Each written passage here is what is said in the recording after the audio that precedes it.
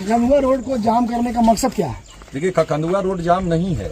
इस पूरे अकबरपुर ब्लॉक में लगभग 12 सड़कें जो ग्रामीण सड़कें हैं, पीएमजीएसवाई एमएमजीएसवाई की सड़कें हैं, जिन सड़कों पे 10 से 12 टन की भार क्षमता की गाड़ियों का परिचालन होना है, उन पथों पे आप देख सकते हैं कि 55 और 60 टन की गाड़ी, 70 टन की गाड़ी दौड़ रही है। उसके कारण आज सारी सड़कें, ग्रामीण सड़कें नस्त नाबूद हो चुकी है। जो बिटवीनस सड़कें थी, कालीकरण सड़कें थी, वो सब मिट्टी में तब्दील हो गया है। इसकी जानकारी हमने जिलाधिकारी को 7/5/2026 को दिया था और उसके बाद भी उनके द्वारा कोई कार्रवाई नहीं की गई।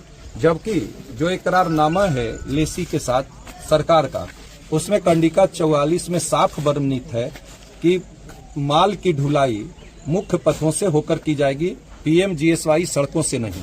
इन बातों की जानकारी और रिटेन में मैंने लिखित अपने वापसी पे मैंने डीएम को दिया था। उन्होंने बोला था मैं दिखवाता हूं। एक दिन मालूम हुआ कि उन्होंने विजिट में भी आए थे, लेकिन आने के बावजूद भी फलाफल कोई सामने निकल कर नहीं आया।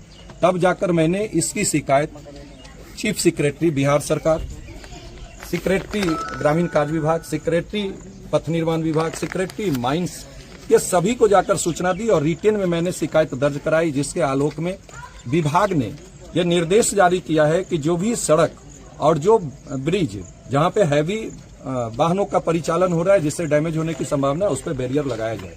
इसकी कॉपी संपूर्ण बिहार को सेक्रेटरी के द्वारा निर्गत की गई है और उसमें यह पथ भी आता है। हमारा आज भी मांग बस एक है कि जो आपने लीज में एग्रीमेंट के समय आपने जो कंडिका दी है, आप उसी का अक्षरशः अनुपालन कर ले, मुख्य पथ का निर्माण करें, मुख्य पथों से होकर आप माल की ढुलाई करें, ग्रामीण पथों को बख्श दें, जिससे ग्रामीणों को आवागमन में कोई असुविधा नहीं हो। आज हमारे गांव के ग्रामीणों को, बच्चे और बच्चियों को स्कूल और अस्पताल जाना, बाजार जाना दुभर हो गया है।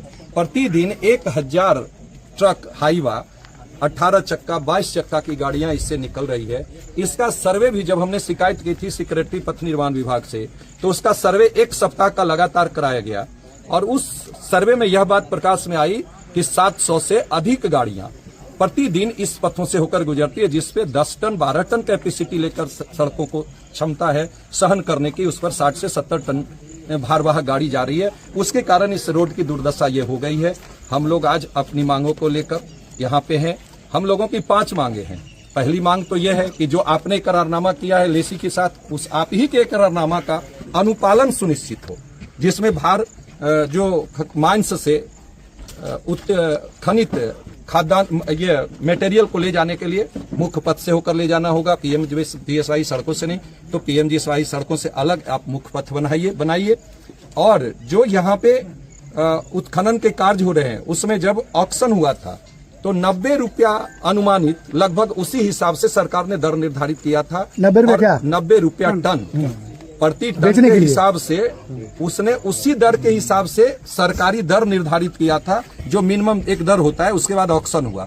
ऑक्शन में चाहे जितना गया वो मैटर नहीं करता है, लेकिन आज उत्खनित जो ये है पत्थर है, वो 1800-1600 रुपया में बेचा जा रहा है। सरकार उसका दर निर्धारित करे और यहाँ स्थानीय लोगों को, जो इकरारनामा में रहता है माइंस में, या स्थानीय लोगों को रोजगार मुहैया कराए।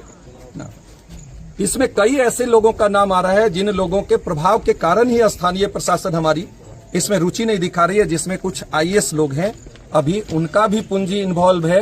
ये पटेल एग्रो इंडस्ट्रीज में ईओयू से उसकी जांच कराई जाए और जो हमारी सड़कें टूटी है